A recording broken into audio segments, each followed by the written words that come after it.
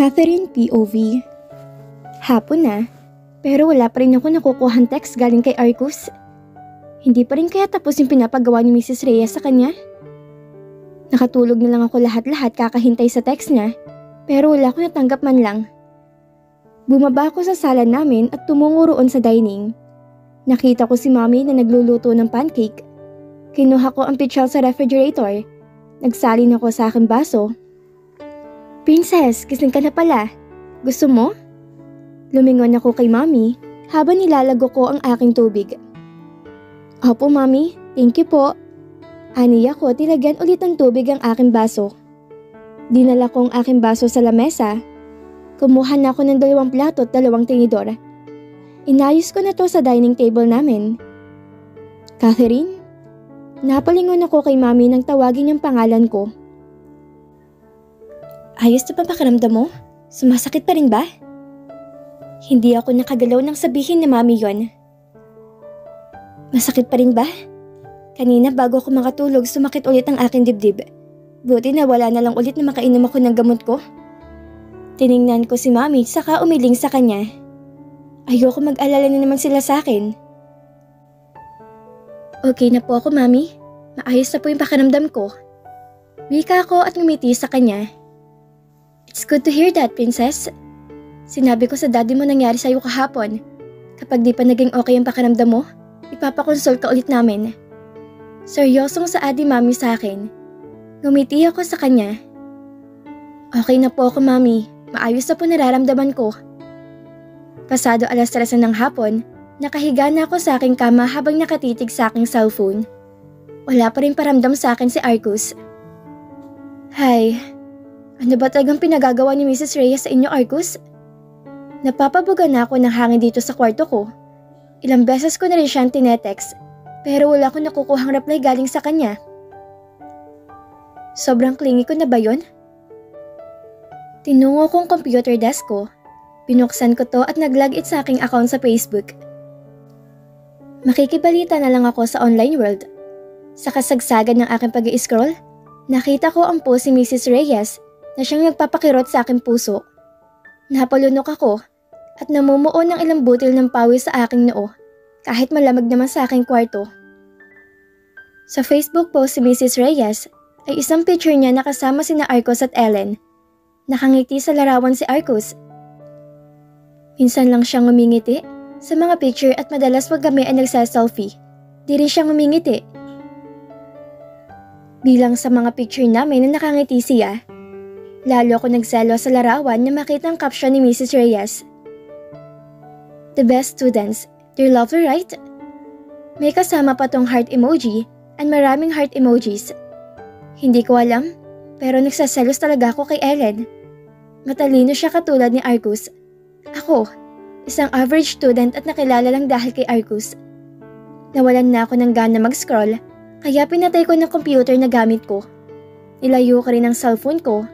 Sinailan ko to para di marinig ko may message o tawag man siya sa akin. Sa buong araw na yon, kinulong ko na naman ang aking sarili sa loob ng kwarto. Kinabukasan, tinanghali na naman ako ng gising. Wala ako sa mood na kumilos man lang. Di pa ako kikilos dapat kundi naman sumakit ang aking dibdib. Buti na lang agad din tong nawala. "Late morning, Mommy." Bati ko kay Mom na makita ko siyang nakaupo sa may sofa habang may nginangat-ngat. "Oh, Princess, you're late." Tumango ako sa kanya at umupo sa kanyang tabi. Niyakap ko siya na mahigpit. "Did you have a bad dream? Are you okay, Ali?" Nag-aalala niyang tanong sa akin at nilagay niyang kanyang kanang palad sa aking noo. I gasped softly and nodded at her. "A bad dream, Mommy? Hindi ka naman mainit." Dugtong na sabi niya pagkatapos niyang hawakan ng aking noo. "Kagabi ng 7:00 dumating si Arcus. Hinahanap ka niya. Hindi ka rin nagre-reply sa text message niya. Nag-away ba kayong dalawa? 7 in the evening na siyang nakauwi." Text messages? Hindi ko pa rin kasi nahawakan yung phone ko at wala akong balak kunin yon. Tumango na lang ako kay Mommy. "Ma'am, tomorrow po need kong pumunta sa university. Napapasukan ko po." Bukas po ang entrance examination ko po roon. Balita ko kay Mommy. Nakita ko ang pagtataka niya sa kanyang mukha. Nakalimutan siguro ni Mommy. Did you forget, Mommy? Pagtatanong ko sa kanya. Of course not, Princess. Same course kayo ni Arcos, right? Balik na tanong niya sa akin at tumango ako sa kanya. Balak namin kumuha ng Bachelor Secondary Education. Nung una nagdadalawang isip pa ako. Pero dahil sa nakita ko na magkaroon kami ng outing nila Mommy, sobrang konti ng mga teacher. Lalo na sa mga liblib na lugar. I know that to Mommy. Opo. Teka ma'am, kain po muna ako. Sige po, nood po muna ulit kayo. Paalam ko sa kanya at gumawi sa dining namin. Kailangan kong paghandaan yung examination bukas. Hindi ako pwedeng bumagsak. Kaya after kong kumain, umakyat na ulit ako upang i-focus ang aking sarili para bukas. Nasa kasagsagan ako ng pagre-review na may kumatok sa pinto ng kwarto ko. Paulit-ulit nakatok, kaya tumayo na ako at pinagbuksan ito. Nakatayo roon si Arcos na naka-board shirt na hot pink and v-neck t-shirt na kulay itim siya. Ang hot niyang tingnan, isama mo pang nakasalamin siya na low bridge eyeglasses. Arcos? Mahinang sabi ko sa kanyang pangalan at lihim na napalunok din sa kanyang kagwapuhan. Why don't you reply to my text message to you? Malalim niyang tanong sa akin. Napaiwas ako ng tingin sa kanya. Grabe naman kasi yung mga mata niya. Nakatulog ako ng maaga kagabi dahil sa pagod ko. Saka nakikita ko naman, diba Arcos? Nagre-review ako para bukas entrance examination natin. Hindi ako pwedeng bumagsak doon. Mahabang paliwanag ko sa kanya at tinuro ko pa kay Arcos ang nakabukas kong computer. Nakatingin lang siya sa akin, kaya iniwan ko na siya roon sa pinto na kwarto ko.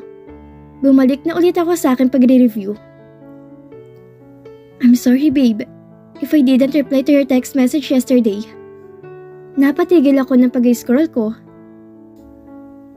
Hindi namin namalayan yung oras, Catherine. Hindi ko alam kung sincero bang pagkakasabi niya. Seryoso naman ang mukha niya, pero parang di naging sapat sa akin ang paliwanag ni Arcos. Hindi niya namalayan ng oras? May wristwatch siyang suot. Nakikita niyang oras doon. Nakikisiksik siya sa aming gaming chair. I will help, babe. Hindi pwedeng di tayo magkasama, Catherine. Kung nasan ka, nandun din dapat ako. We promise each other, right? Nothing will separate the two of us. Nakangising sabi ni Arcos sa akin at sabay kaming nag-aral. Hi, babe. Ang aga niya ngayon. Alam kong bawal malate sa entrance examination, pero sobrang aga naman niya. Good morning. Tipid na bati ko sa kanya. Nilagay ko sa tabi niya ang bagpak kong kulay pink. Kumain ka na, Arcos? Pagtatanong ko sa kanya at inilahad ang aking kanang kamay. But I want to see you eating, babe. Anito sa akin at nakita kong mingisi sa kanyang labi. Ang pilyo mo naman, Arcos. Kumain na tayo, baka mahuli pa tayo mamaya. Saway ko sa kanya at kinurot ang kanyang tagiliran. Pasaway naman kasi. Sumakay na lang kami ng jeep papunta sa Carter's University. Malapit lang naman to sa subdivision kung saan kami naninirahan. Sana makapasa ako, Arcos. Kinakabahan tuloy ako. Mahinang sabi ko sa kanya at kiniskis ang magkabila kong kamay para mawala ang aking kaba. Hinawakan ni Arcos ang aking kamay. Pinatigil niya to sa pagkikiskis at dinala sa kanyang labi. Papasa tayong dalawa, okay? Makakapasa ka. Paniniguradong sabi niya sa akin. Napaka-optimistic talaga niya mag-isip. Hindi siya nawawalan ng pag-asa sa akin. Si Ellen ba yun, Arcos? Ani ako sa kanya at tinuro ang babaeng naka-pink jacket. Nakalugay ang buhok niya at nagbabasa siya ng libro habang naglalakad. Nakalapat ang aking kanyang pisngi sa kanyang kaliwang braso habang tinuturo ko pa rin yung babae. Puro kasi siya nasaan, di raw daw makita.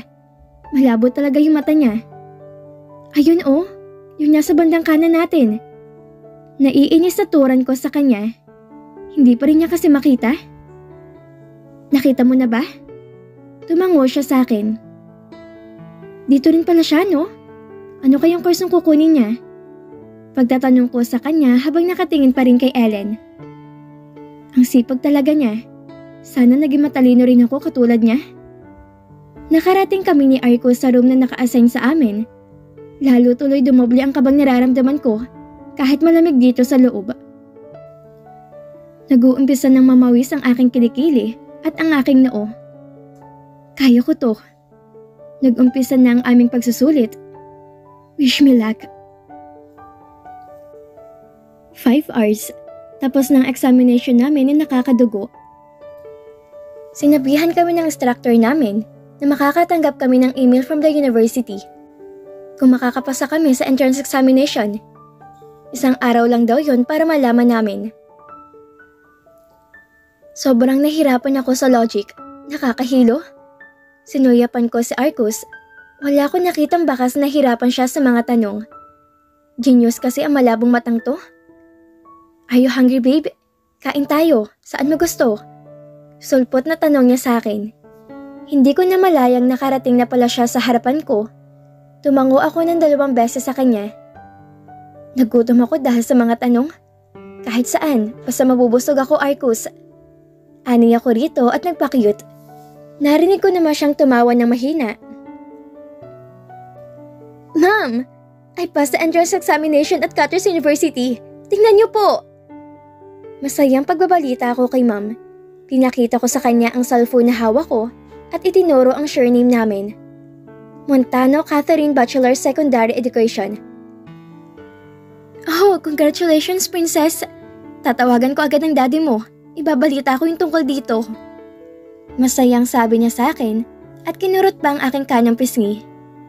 Ma'am, lalabas lang po ako ha. Ibabalita ko kay Arcos tungkol po rito. Baka di na namin tumitingin sa email ang isang yun. Paalam ko kay Mommy na abala na sa pakikipag-usap sa telepono. Hindi ko na siya nahintay na sumagot at lumabas na ako sa bahay namin. 2 bahay ang pagitan ng kanilang bahay sa amin. Nang nasa tapat na ako ng kanilang gate, 2 beses ako nag-doorbell at may nagbukas agad sa akin. Ang matagal na nilang kasambahay. Good morning, Catherine. Bati niya sa akin at sinabi niya sa likod ng bahay sila sa Arcos. Dumiretso ako roon. Nakatanaw akong nakaupo sa hamak nila habang may bitbit na gitara. Arcos! Tawag ko sa kanyang pangalan. Lumingon siya sa akin at sumilay ang matamis niyang ngiti. Nakapasa ako!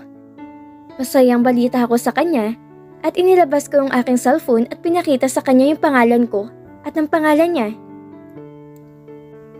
Hindi mo pa siguro alam, no? Ikaw talaga? Kahit kailan di ka nagbubukas ng email. Arcos, I told you, you will pass, babe. He said and grinned at me. Cutter's University! Here we go! Yay! I said happily and I giggled. Tumabi ako sa kanyang inuupuan. Kinuha niya sa akin ang cellphone na dala ko. Sino hahanapin mo? I asked habang inuugoy ang duyan na to. Ellen. Napatigil ako sa pag-ugoy nang sabihin niya yon. Tipid na sabi ko sa kanya. Bakit kailangan niyang hanapin ang pangalan ni Ellen? Panigurado namang pasado siya sa talino ng isang yon. Tahimik lang ako nagmamasid sa kanya habang hinahanap niyang buong pangalan ni Villanueva. She passed. Mahinang sabi niya habang nakaturo roon sa pangalan ni Erin. Hindi ako umiimik sa kanyang sinabi, pero napatanga ako na makita ang kursong kinuha ng babae. Education course rin na kinuha niya? Bulala sa tanong ko sa kanya at tanging-tango lamang niya ang aking natanggap. We both took the same course. Pareho kaya kami ng major na kinuha rin? Napakapit ako sa gilid ng hamak na maramdaman kong kumirot ang aking kanang dibdib. Ito na naman siya. Huminga ako ng malalim, pasimple kong tiningnan si Arcos. Nasa cellphone ko pa rin na kanyang tingin. Mahina akong tinapik ang aking dibdib, pero hindi pa rin nawawalang pagkirot nito. Tumayo ako sa duyang inuupuan namin. Akin na yung phone ko, Arcos. Nakalahad na ang aking kanyang kamay sa harapan niya. Are you coming home, babe? Magstay ka muna rito saglit. Umiling ako sa kanyang sinabi. May gagawin pa pala ako, Arcus. Pinipilit kong hindi umaray dahil sa nararamdaman ko. Nakakapit na ako sa gilid ng aking suot pambaba dahil tumitindi ang pagkirot nito. Are you okay? You look pale. Nag-aalala ni Arcus na tanong sa akin at tumayo siya sa duyan. Yes, Arcus. I'm okay. Give me my phone. Nakailang lunok na ako para maitago ang sakit na nararamdaman ko. Nakatingin lang si Arcus sa akin, kaya ako na mismong umagaw sa cellphone ko sa kamay niya. Go to go, Arcus. Mamaya na lang ulit. Ngiting sabi ko sa kanya at lumabas na sa gate nila. Pagkarating ko sa bahay, nakita ko si Mommy na nagdidilig ng mga bulaklak na tanim niya. Mommy, it hurts again. Nanginginig na tawag ko sa kanya at bigla na lang dumilim ang aking paligid. Hi, my one and only best friend, Catherine. How are you naman? Napangiti ako na makita ang best friend ko kahit sa screen lamang ng phone ko. Tinay, I miss you. Masayang bati ko sa kanya at kumaway sa screen ng phone ko. Kamusta ka na dyan, Tinay? Of course, I'm doing great here, Catherine. Look, lalo kong gumaganda. And I have a good news for you. Pumasa ako sa Carter's University. Sabi niya sa akin at sumisigaw na siya ngayon sa kabilang screen. Nakaupo ako ngayon sa gitna ng aking kama. Kakauwi ko lang din sa hospital dahil nawalan ako ng malay. Ayon sa doktor, may nagpa-trigger sa akin kaya sumakit ang aking dibdib na siyang kinansanihi ko ng consciousness. Dinagdagan na naman ang gamot ko. Aren't you happy that I passed, Catherine? Nawala ang gumugulo sa aking isipan na magsalita na ulit si Tinay sa kabilang screen. Ha? I'm happy for you, Tinay. Nakakasama na ulit kita dito sa Pilipinas. Pinasigla ko ang boses ko para di siya mag-alala. I told you, we will be together again, my best friend Catherine. Proud at masayang sabi niya sa akin. Tinaas niya pang kanyang-kanyang kamay at finarm ang thumbs up sa akin. I'm excited to see you again, Catherine. I'm finally back in Philippines. Bakas pa rin sa boses niya ang saya, kaya nahawa na rin ulit ako sa kanya. Pasalubong ko, Tinay, ha? Huwag mo kakalimutan yon. Magtatampo talaga ako sa'yo. Seryosong saod ko sa kanya at inay to ay siya. Of course! Magalit ang lahat sa akin, wag lang ang best friend ko. Nakangiti niyang sabi sa akin at nagtaas baba pang kanyang kilay. Tinay! Tinay? Oops, babay muna best friend. Tinatawag ako ni Mommy. See you next week. Paalam niya sa akin at kumindat sa akin. Bye, Tinay. See you next week. Balik na paalam ko sa kanya at pinatay na ang FaceTime naming dalawa. Nilapag ko ang aking cellphone sa gilid ko. Mag-isa na naman ako. Nakatingin ako sa corner ng board ko nasaan ang ilang pictures namin ni Arcus. Hindi ko sinabi nangyari sa akin kahapon. Ang sinabi ni Mommy sa kanya ay pumunta kami sa tita namin sa kabilang subdivision at doon na magpapalipas ng gabi. Napasandal ako sa headboard ng kama, malalim na napabuga at napaisip. Ano kayang ginagawa ni Arcus ngayon? Nag-text siya kanina na may importante siyang gagawin sa dating school namin. Hindi naman niya sinabi kung para saan naman ang pagpunta niya. 3 oras nang nakakalipas, pero wala pa ulit update tungkol sa kanya. Iba na talaga tong pakiramdam ko. Kinuha ko ulit ang cellphone kong nilapag ko sa aking gilid. Pumunta ako sa phone call log at denial ang cellphone number ni Arcus. Nakakailang ring na, pero di pa rin niya rin sinasagot ang tawag ko. Hanggang magsalita ang operator. Binaba ko ang tawag at tinitigan ang cellphone ko. Anong ginagawa mo ngayon? Pati ang pagtawag ko di mo sinasagot? Sinubukan ko ulit siyang tawagan sa huling pagkakataon, pero operator ulit ang sumagot sa akin. Binato ko ang aking cellphone at bumaba. Kailangan kong umalis. Kailangan ko mamili ng gamit ngayong araw. Nangako pa siyang sabay kaming mamimili ngayon para di na kami maubutan ng dagsa ng mga tao kapag malapit na ang magpasukan. Ang kinaiinis ko pa sa kanya, anniversary namin ngayong araw. May 8, pero maging siya limot yata ni Argus. Dahil busy kung ano man ang pinagagagawa sa kanya. Nagbihis na lang ako dahil nakaligo na naman ako kaninang umaga. Bumaba ako sa sala, iniwan ko ang cellphone ko at dinala na lamang ang decrepit na cellphone ni Mommy. Aalis po muna ako. Pupunta muna po ako ng mall. Saglit lang po ako. Paalam ko kay Mommy na abala sa pagputol ng ilang dahon sa tanim niya. Tumingin siya sa akin at baka sa mukha niya ang pag-aalala. Maayos na po ako, Mommy. Huwag niyo po kayong mag-alala. Pangungumbinsi ko sa kanya. You call when there's problem, Princess, ha? You know we worry too much about you. Hindi ka ba sasamahan ni Argus, Princess? Napaiwas ako sa kanyang tanong. Busy po siya, Mommy. Hindi nga po sumasagot sa tawag ko po. Sagot ko sa tanong niya. Ayoko naman magsinungaling pa. Di ba ngayon ang anniversary niyong dalawa? Did he forget, Catherine? Nag-aalala ulit siya sa akin. Ngayon lang yata ni Argus nakalimutan na anniversary niyong dalawa. Dugtong na sabi pa niya. Hindi ko po alam, Mommy. Baka po sobrang importante yung pinapagawa sa kanya roon. Ngiting sabi ko sa kanya.